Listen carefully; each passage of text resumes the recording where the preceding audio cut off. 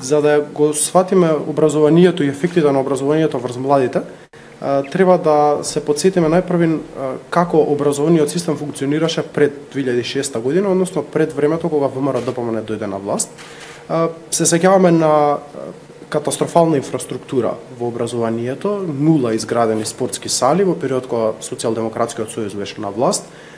Буквално немаше нафта доволно за да се заградат спортските сали, па често се сеќавам дека часовите по физичко образование ги држевме во училници. Немаше доволно реквизити за вежбање, реквизитите беа стари од 50-те или 60-те години на минатиот век и дури спортските клубови во Република Македонија немаа каде да функционираат. Потоа компјутери или други нагледни средства беа мисловна именка. Младите учеа во ужасни услови, во простории полни со мувла, простории кои што има катастрофален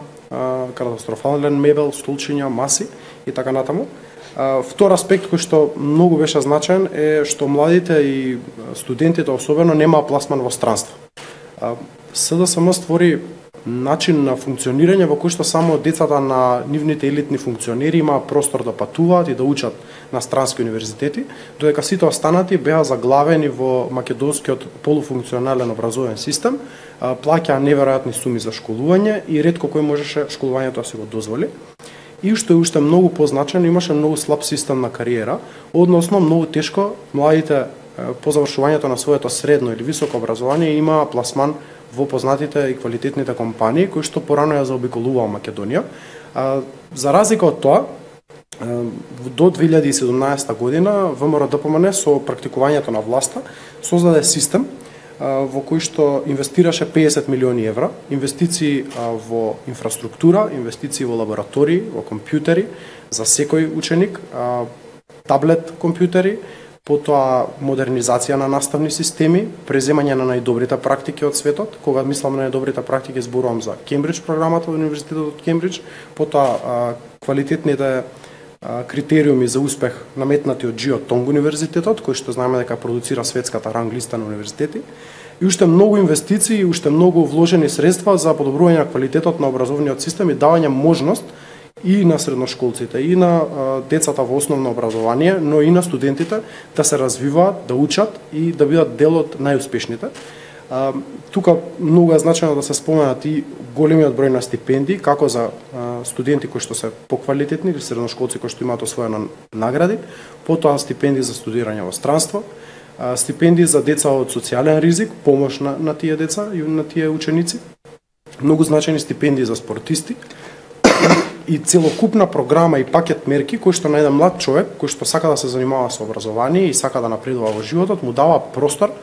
тоа да го прави постојано и да ги достигне буквално со границите на својата успешност. Преземени беа практики од светот кои што во Македонија беа имплементирани. Се согласувам со една од тезите дека системот на образование е систем кој што треба да се реформира, затоа што во моментот кога ќе достигнеме светски рамки, тогаш ќе размислуваме за една стабилизирање, но се до тогаш системот треба да трпи реформи. Но тие реформи треба да бидат издржани, треба да бидат добро планирани, дебатирани со јавноста и одлучени со широк консензус во долгорочна стратегија. За разлика од тоа, денеска гледаме превес на реформи, едни нереални реформи кои што се случуваат на Република Македонија, особено во делот на образованието и младите. И младите се оставени буквално на едни адхок решенија кои што не знаат дали утре ќе биде на еден или на друг начин програмата имплементирана, дали ќе се прифатат светски програми, дали ќе се оди со провинцијски програми, дали ќе се прифатат светски трендови или ќе прифатиме трендови на земјите кои што не се развиени. Сето тоа создава една дилема, особено е денеска информацијата дека ќе се менуваат комплетно наставните програми за основно и средно образование. Остава за мене барем лично една дилема,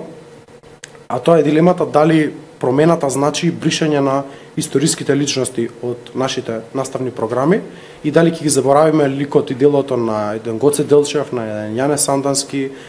на едни литературни деци од Софискиот македонски литературен кружок од 40-тите години, зборувам за Вапцаров,